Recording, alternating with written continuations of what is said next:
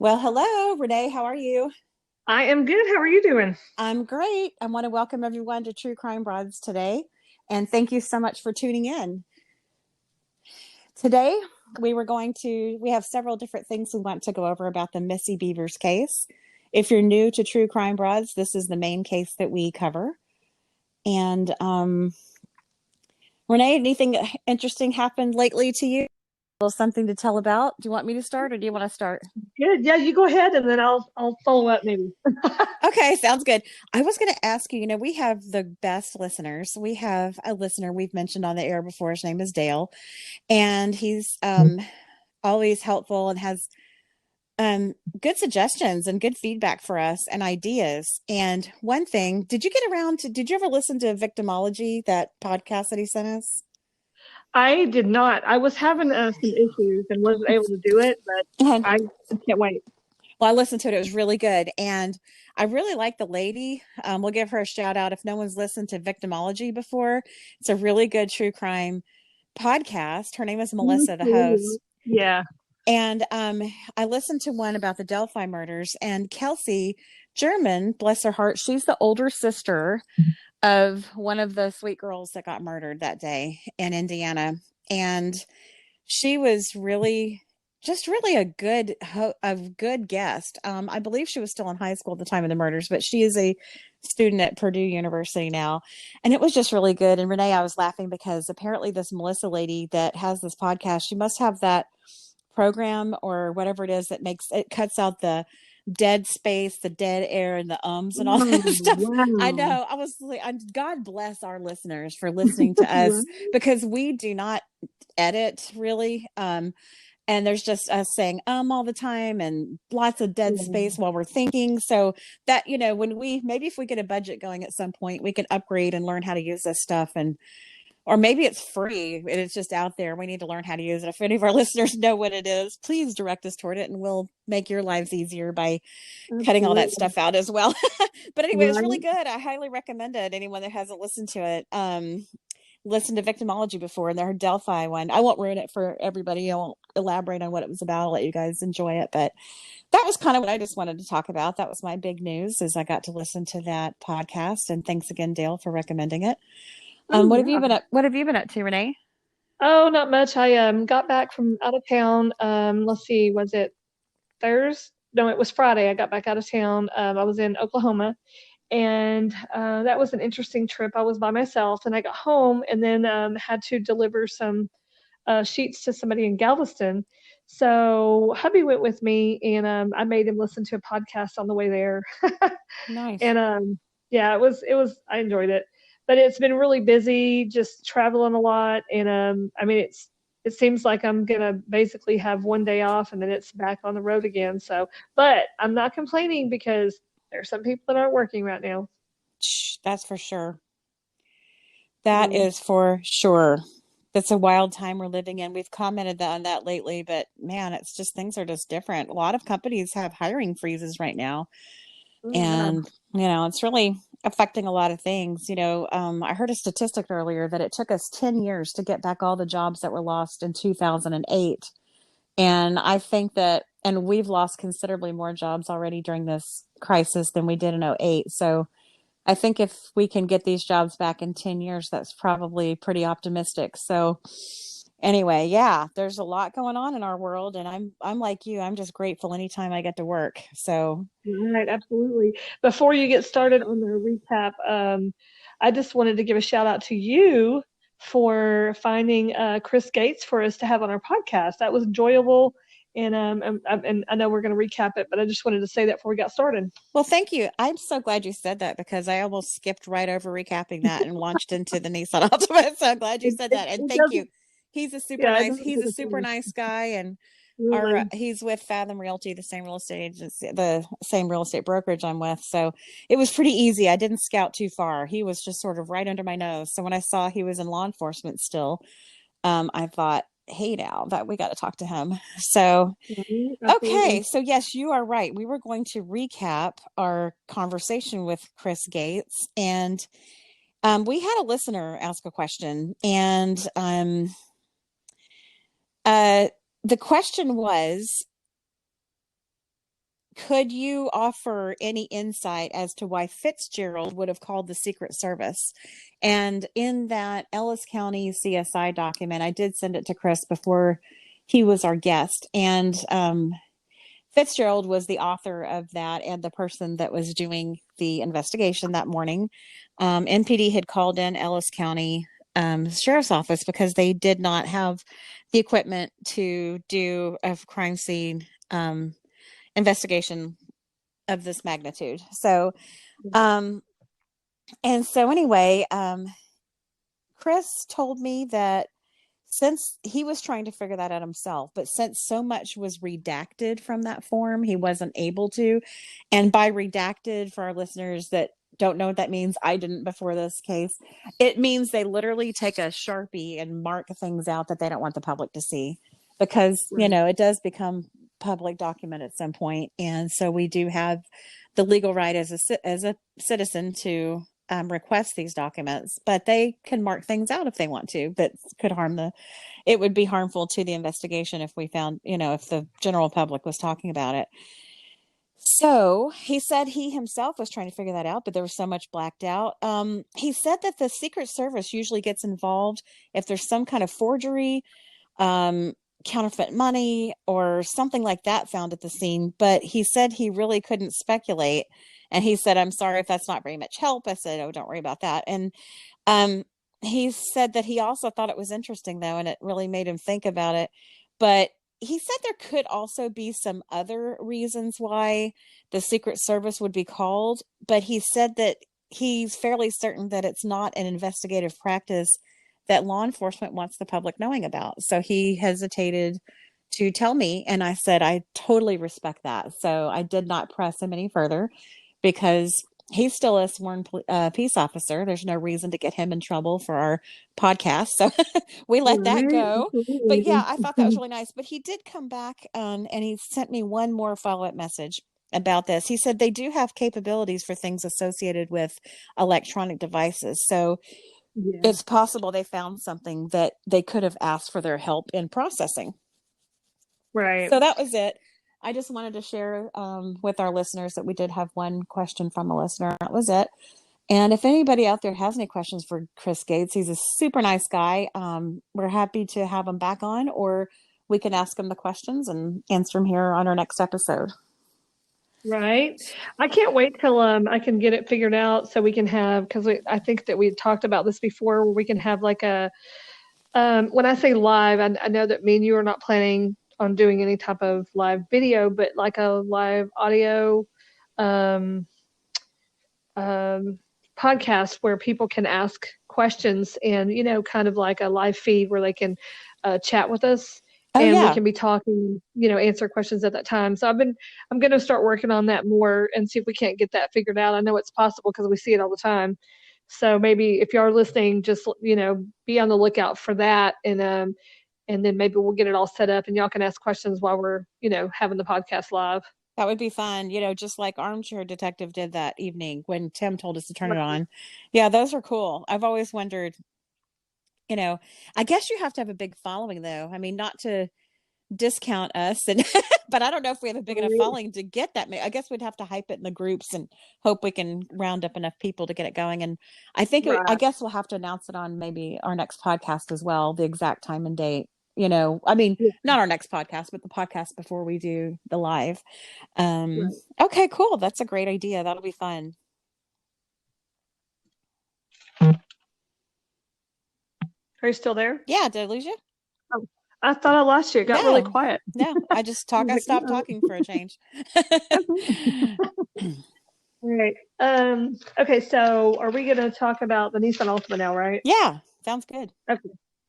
All right. So I think we've touched on this for a few minutes on another podcast, maybe like our second one, I think, but I don't think we really delved into it very much. But so on April 18th, the evening that Missy was killed, there was about, what is it? Is it a mile or a mile and a half? I can't remember. I think it's 1.45, like almost a mile and a half. Okay, that's what, yeah, I couldn't remember which one it was. So it's about a mile and a half down the road from the church. There's an SWFA, which is a gun store. and they have like some really high tech. Well, I say high tech. You can't really see anything on them, but I think it's because it was night. It was raining, but Mm-hmm. they have some really good surveillance cameras. They have like I don't know if it's 17. They said it was 17 different angles. So I'm assuming they have 17 cameras. And so there's a car scene going around the parking lot of the SWFA building right down the street from church. So in the very beginning, the police released a still picture of the back of a vehicle, and they said be on the lookout for a 2010 to 2012 Nissan Altima with an oval sticker on the back of it.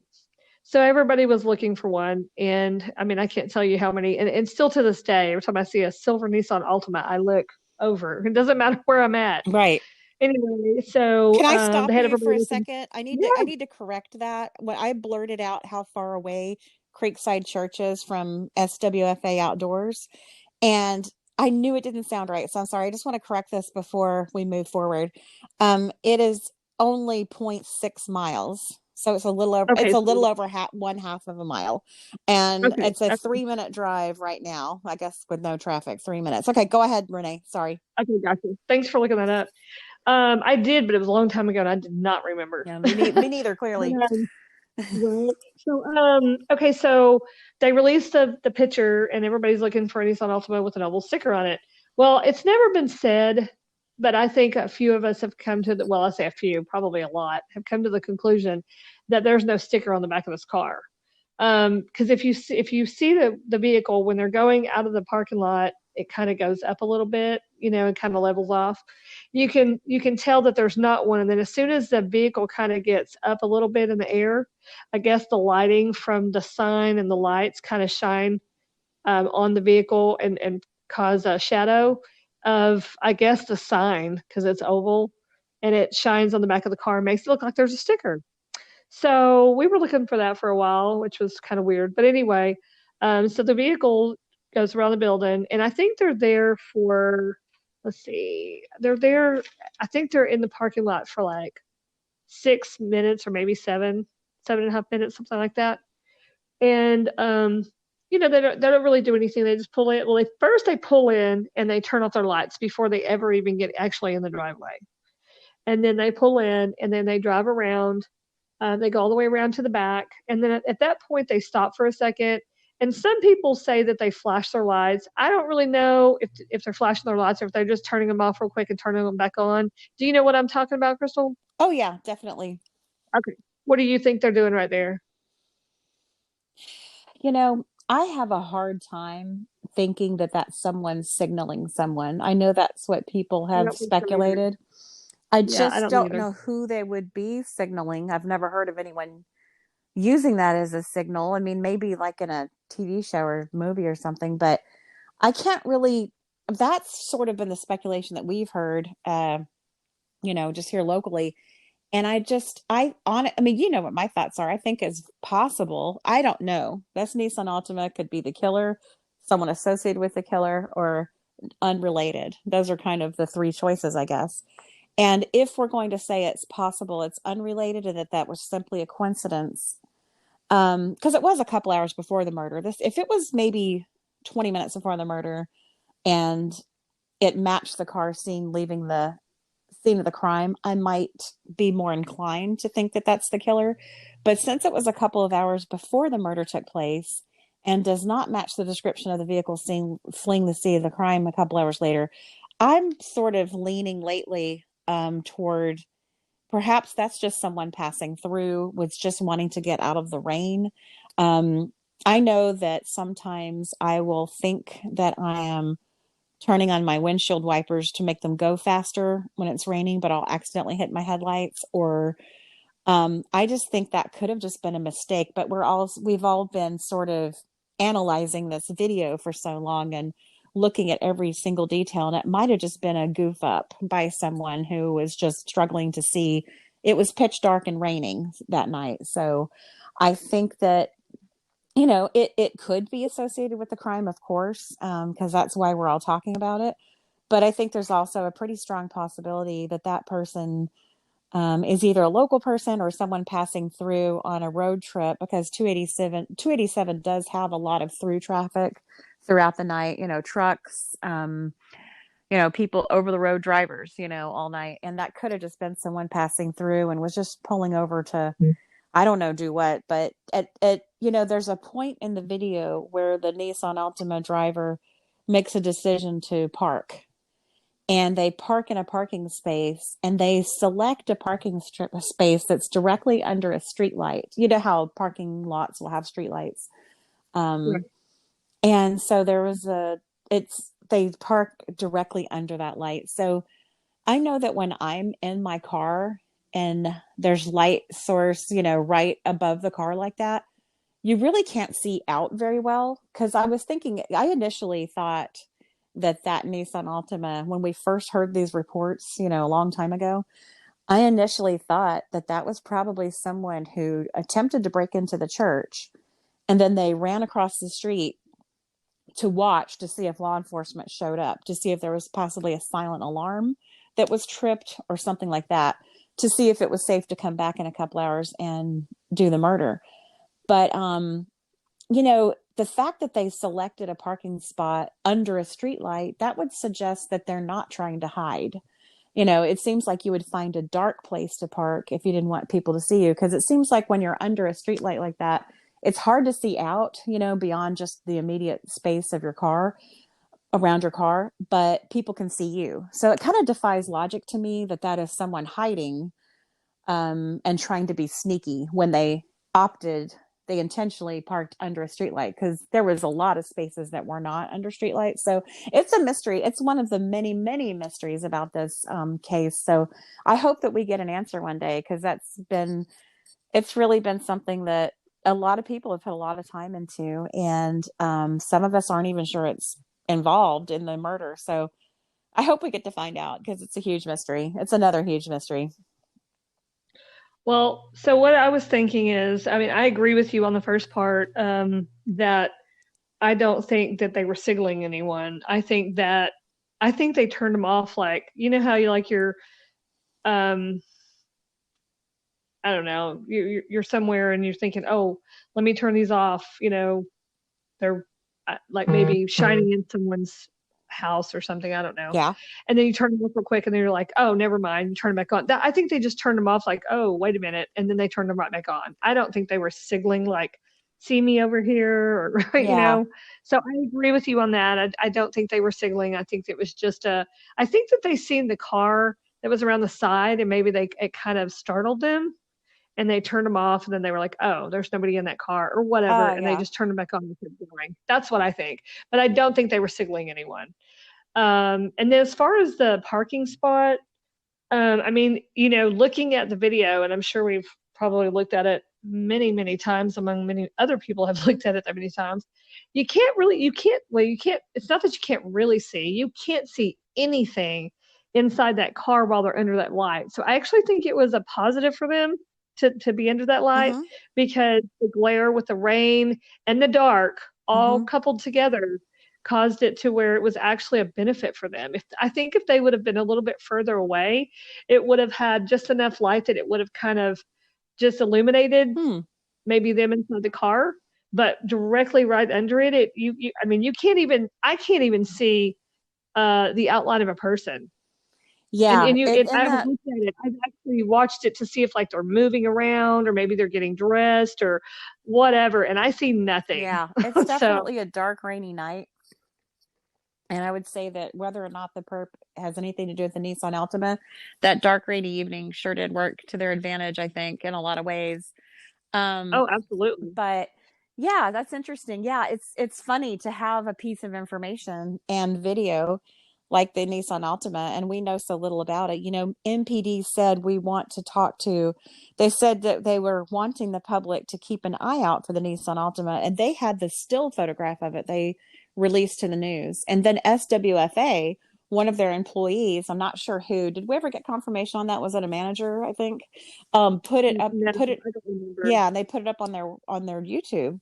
And that's when this whole thing exploded. So interestingly enough, it was not Midlothian PD that initially released that video. It was actually the retail store, catty corner across the street, half a mile down the road, 0.6 miles down the road to be exact. And that was SWFA. They are the ones that released it.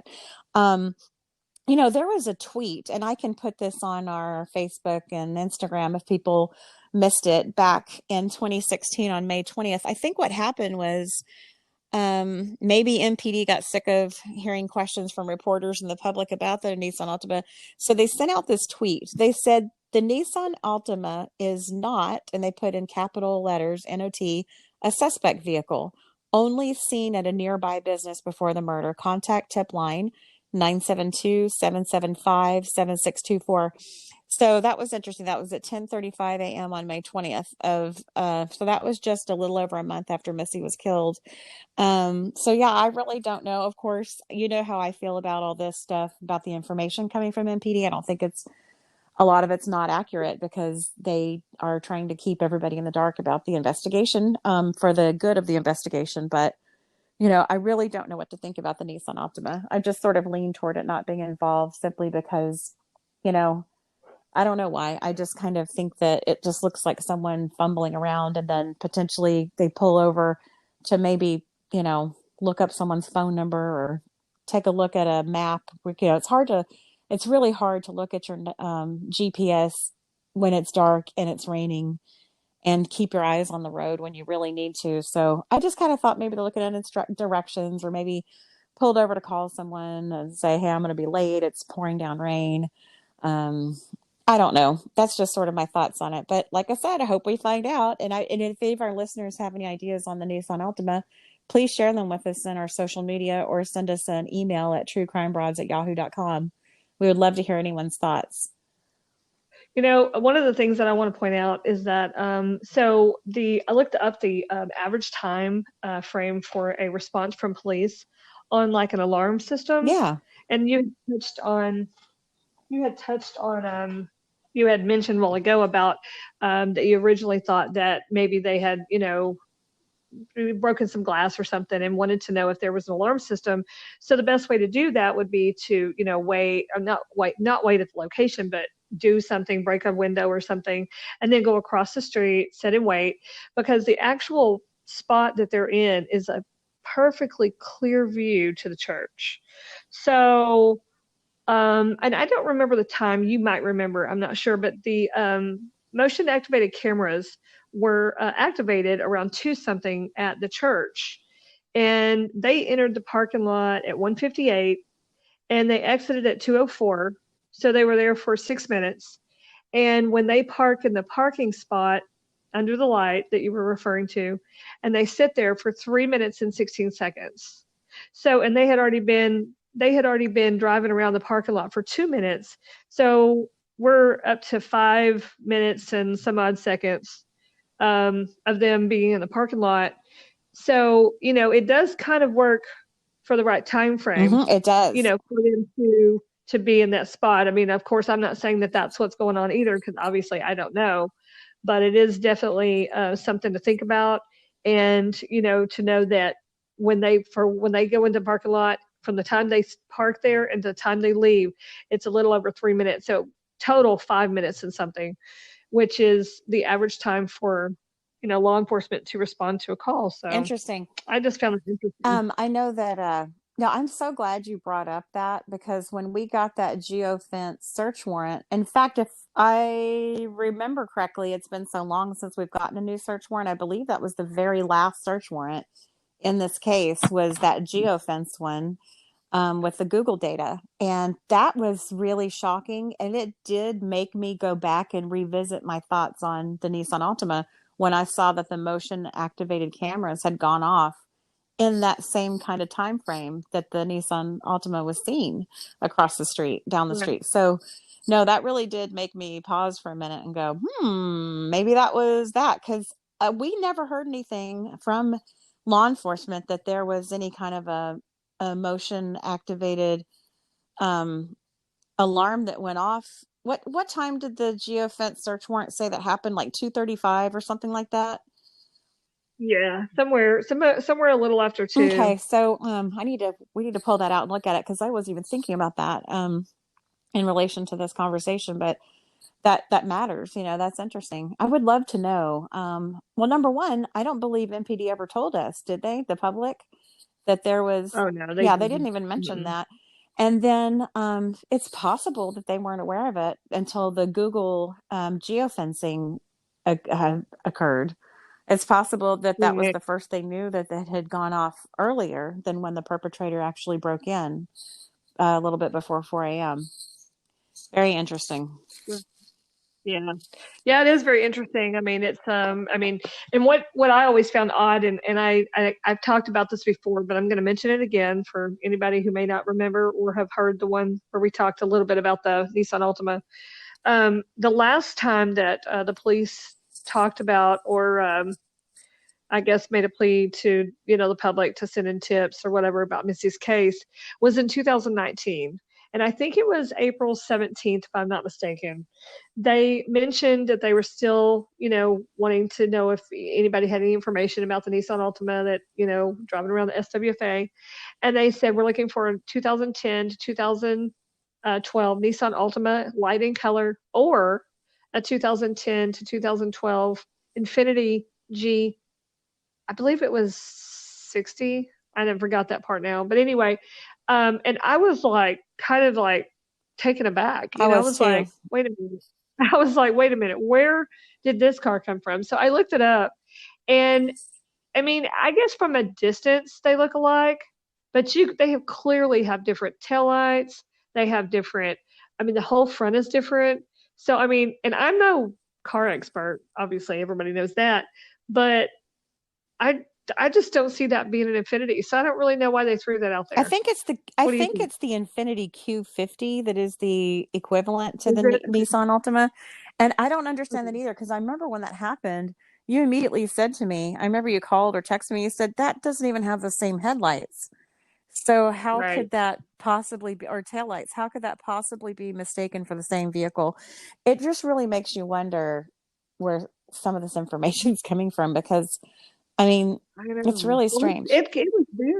it was their press conference. I don't know if it was a press conference or just a, you know, statement or something, I um don't know. but No, go I was ahead. just going to say, I mean, I know literally where it came from, but I mean, like, what's driving the release of that information? Yeah, I Yeah. I gotcha. Okay, I'm mean, with you. why say You that when know, it's clearly the Nissan I Altima? know. Even to someone who Because doesn't know you much, can can tell that. exactly, the taillights are so different on this Nissan Altima. They literally go like, most taillights are literally at the back of the car and maybe sometimes around the side, by the back fender well. But these actually, it's like a whole piece, and it actually part of this taillight is on the top of the back of the car, if that makes any sense. And the Infinity doesn't have that at all, like not even close. Hmm. So I mean, that's a huge, like you said, a huge piece of it. It's not like you can have part of one car and part of another. So I don't Pretty know. weird. I didn't really understand that. Really, very strange, but nevertheless, I mean, they drive around, like I said, for like I think the whole video is 7 minutes and something. 7 minutes and 51 seconds or something. Oh, another thing I wanted to talk about the car driving around. Um, if you were able to see anything, like if, and I'm not saying that you can, but if you were able to see anything in this video of this car, maybe like male, female, one person, two persons, anything at all, it would be right about the time of 6:58 to 6:59 on the timer, because that, you remember the end part where it shows the car when it's actually leaving. So at first it shows you from a distance, and then it shows it really close up. I guess it's that there's a camera like literally right above it, and it shows it like a close up, and it's pretty much almost the end of the whole Hmm. video. But anyway, you can, it's like a close up, and if there was any part of that video that could see anything, it would, to me, it would, and I know other people have said this too, it would be right about 6:58 to 6:59.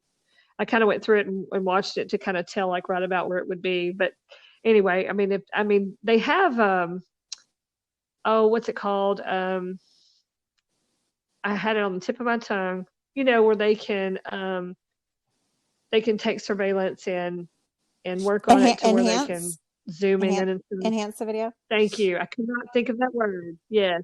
I've said that so many times, but right when it's time for me to say it, it's not going to happen.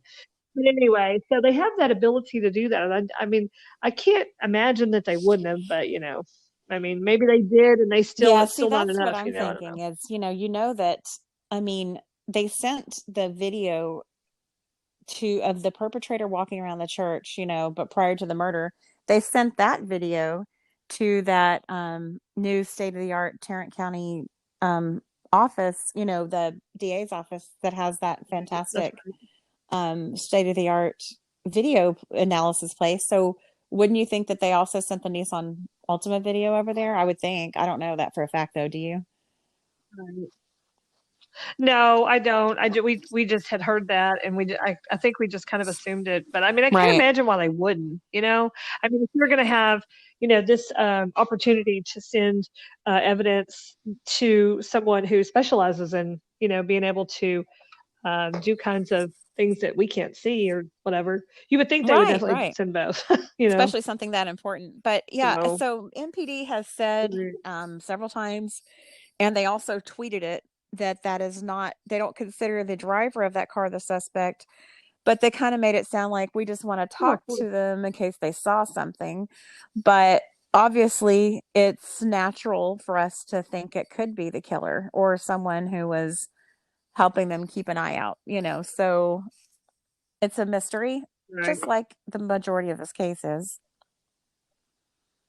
Yeah, actually, and the thing is that even if maybe they were able to see something that we can't see, that still doesn't prove anything because they're going to have more evidence than, oh well, you were seen in a car a couple hours before. I mean, that might give you the information or the confirmation that you need that that person is involved, but you still got more work to do to prove that beyond a reasonable doubt that they Mm-hmm. killed somebody. So so there's that, and that's makes it even harder. But um, that's all we can do is hope Yeah. for hope for Right, I know. technology. I think it's really sad, and I know I've harped on this in the past, but I really think that MPD should come forward. If you're going to ask the public to look for a certain car, and like you said, the last time they asked us to was in 2019. So we've got 3 solid years of them asking us to look for a Nissan Altima and, having to do with this case. It's time for them to step forward and tell us, did you locate that vehicle? Did you find out that who the owners were and you've decided that they didn't see anything or they don't know anything about the case and you let them go? Are we supposed to still be on the lookout for the car? I think that the public deserves an update. I know that a lot of people have the attitude of, hey, the police don't owe us anything, but they kind of do. I mean, they asked us to look for this car. Are we supposed to still be calling in tips on it? We have somebody that we're acquainted with that had called in a tip on the Altima, remember? Or had asked about the Altima to MPD, and they said, oh, no, we figured that out. We're no longer interested in the Nissan Altima. Do you remember that? Remember that was I don't Joel. remember. So what do you make of that? I mean, that's really crazy that they wouldn't bother to tell the public. I think that the public deserves to have that update. Yeah, I mean, I agree. I mean, a lot of people do say that they don't owe us anything, but at the same time, I mean, I wouldn't call it owing us anything. I would call it, just, keeping us, informed so that we know. I mean, like you said, are we going to continue looking for this car? Because I'm sure I'm not alone in saying that, for people that are really involved in this case, I'm sure that every time they see a light colored Nissan Altima, they take a second look, you know?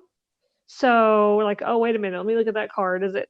And then some people may still be looking for a sticker on Right. it. Who Yeah, knows, it's interesting. So we don't have any So, updates on the Nissan Altima. And we're not sure when I was going to say when NPD is going to update us on it again, but I don't know when they're going to talk about this case again ever. It just seems like they've dropped it like a hot potato. And I hope they haven't dropped the case. I just mean they've dropped updating the public. We have not had a press conference or even a blurb in the newspaper in an extremely long time. yeah, that we half expected to see something this past April. And, here it is May 9th, and, we no not one word from anyone. I mean, we were, there's, other people, including us, of course, that have podcasts about it, but there's nothing official from any law enforcement, any reporter, anyone. So I was quite shocked that it was literally that It's silent. truly shocking. And so we might want to see if we can try to get an update from MPD. I don't know how we would go about that because as amateur journalists, as podcasters, I mean, it's different. If I feel like if I had some press credentials, I might be a little more confident about calling them up. But I'm afraid if I call them, I'm just going to be another kook, that calls and wants updates. And so I'm not really sure what Right. we can do about that. If anyone has any suggestions on how we can influence, it just seems like people, especially that live in Ellis County, I mean, I'm no longer in the immediate area, but those of you who are really have a vested interest in your own safety. And we've said it before, but let's get real. I mean, there's a homicidal maniac on the loose, and um, more than likely, just from talking to law enforcement experts, the belief is it's a pretty solid belief that this person's probably living in the community or at least a short drive from the community. Probably was not a drifter, probably was not someone just passing through. So, with that statistically being the case, that's really a frightening reality that people in the Waxahachie and Midlothian area have to worry about on a daily basis. I mean, you know, we talked about it before. Right. But they do. I think they did make a comment, and I can't. A lot of times, if I say something, I can almost quote what I read because I probably Mhm. read it 10 times, but I can't. Maybe you can help me. But I do remember them saying something to the effect of, "We don't believe that anyone's in any immediate danger. We feel like this was an isolated incident, so it's not like this person is going to go and do it to somebody else. Not that they would actually be able to say that unless they Right. knew who it was, which Right. is a whole other story. But Yeah, you know it what I'm is. talking I mean, I about?" think that, I don't blame them for wanting to say something to comfort people in the immediate area, but I also have to wonder if you don't know who did this, which is what they claim. They even the last time they had a face to face, where we could see them talk, they said we're still split on whether it's male or female. So if they're really that lost, Right. which I doubt they are, but if they're really as lost as they're pretending to be, then how can they tell us that it was isolated? How do you know this isn't someone that's going to go off again? I mean, anyone that would do something this violent and this brazen to someone who is simply just there to teach an exercise class, that someone's definitely got a screw loose. I can't even imagine that someone that's that disturbed and that demented that we would just say, "Oh, don't worry about it, it's cool. No one else is going to get hurt." That just I don't know. I don't know if I believe that. Right. Yeah. Well, I don't know either. I mean, I just Yeah. I just remember them saying that, and on one hand, it makes you feel like, oh, okay, but on the other hand, you're like, but you still don't know Yeah. who it is, or you still haven't proven it. So, I do we know. believe It's you or it's do we not? really it's I wish there was something about this case that wasn't confusing because I feel like every single aspect of this case that we pick apart is just really confusing and doesn't make a whole lot of sense. And I'm hoping we come across something Right. that's clear one of these days. Right. I totally agree with you.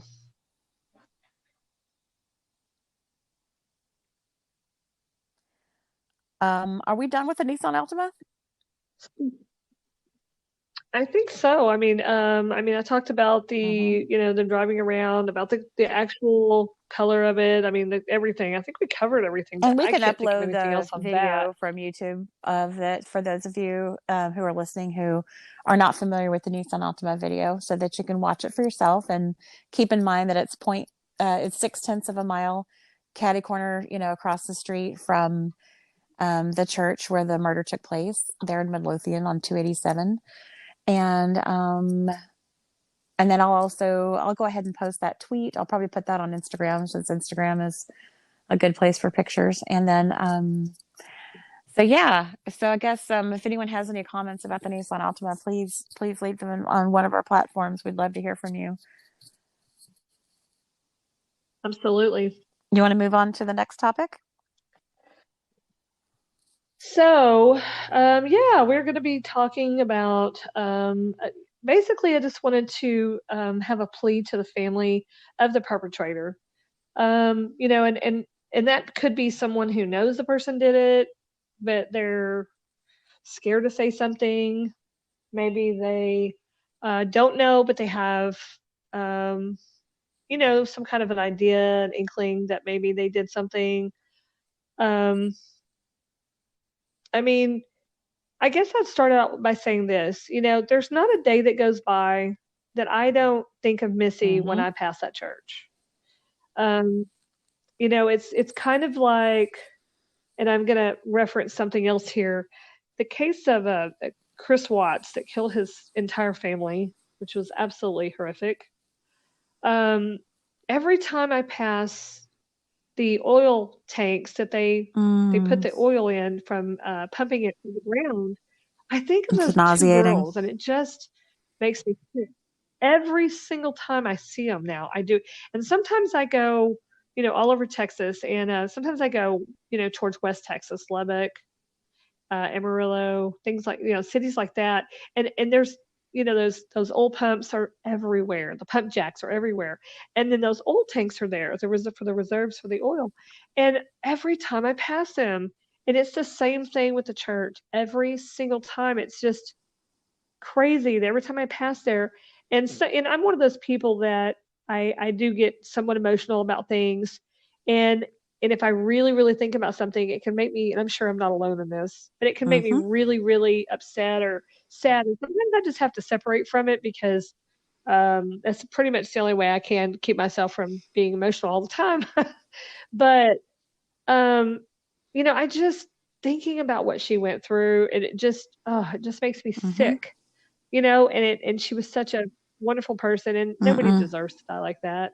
But I mean, I guess basically I would just want to say, if you are related to someone or someone that you think it's a possibility that they may or may not have had something, they may have, I'm sorry, not may or may not, but may have had something to do with the murder of Missy Bevers, or even if you think that they might know something, you know, I just urge you to find it in your heart to take the steps to at least putting that to rest. You know what I'm saying? Like, just talk to them, or if you can't talk to them, which that might not even be a good idea, talk to the police about it.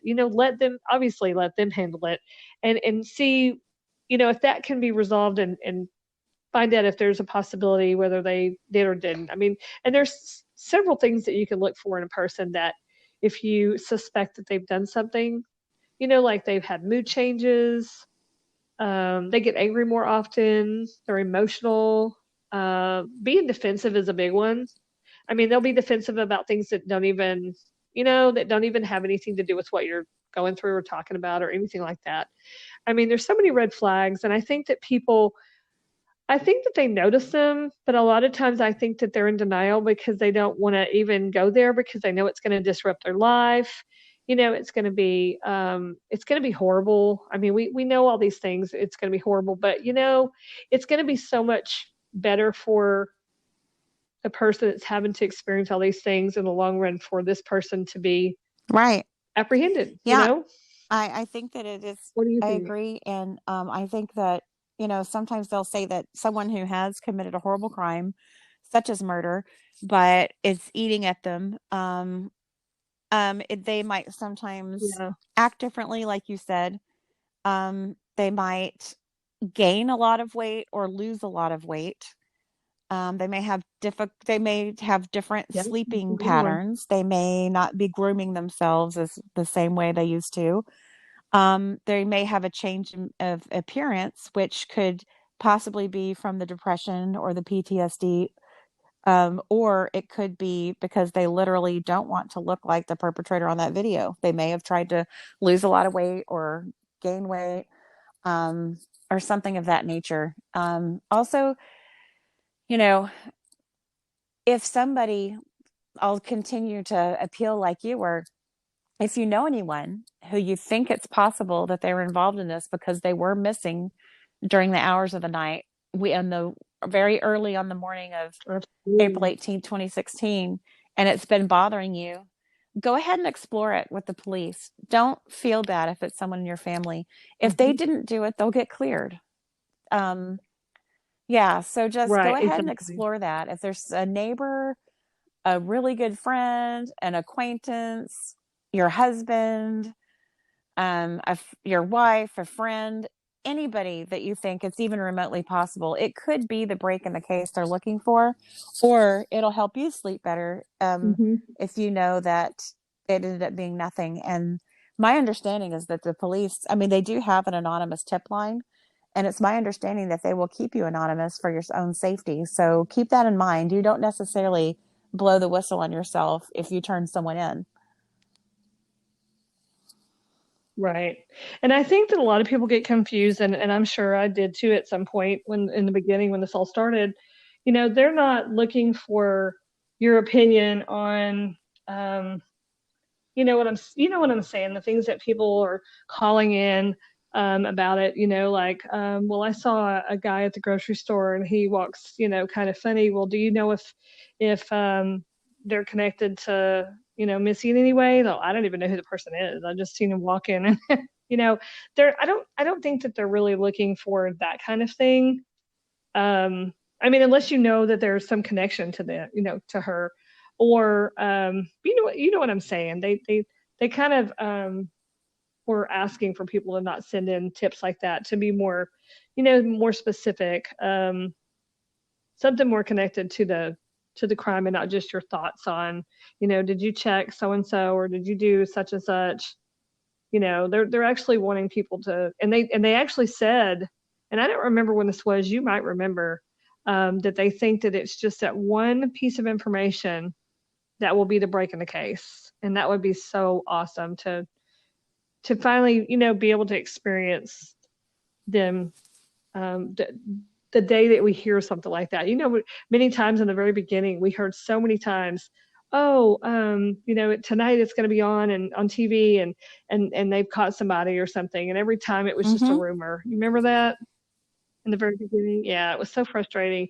But I mean, they did say that they think that it's going to be a person that actually ends up giving a tip to police that's going to be the break in this case. So that's why we wanted to do this plea to the family or friend of this perpetrator or coworker, anyone. If you notice something, or you've heard somebody saying something, or just anything that just we're just asking you to please, come forward and talk to police and let them know your thoughts, because it might just be the difference between this person getting away and actually being apprehended and paying for the crime of murdering Missy. Yes, absolutely. And we really appreciate everyone for listening to, we appreciate everyone listening to True Crime Broads. And we hope that you're getting something out of this podcast. We would love to hear your comments, questions, or concerns. Please share with us.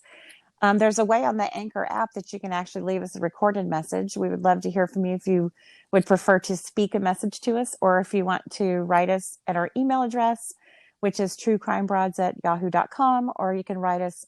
True Crime Broads is on Facebook, and we do get a lot of messages there. Wouldn't you say, Renee? That's probably the main place we get messages. And then we also, yeah, and then on Yeah, we Instagram, we do. also have people that comment with questions and comments. We love it. We read each and every one of them and we respond. So please let us know if you're anything you Yeah. want us to cover in a future episode. And of course, obviously, please contact Midlothian Police Department if you have any information that might help out with this crime, even if it seems tiny.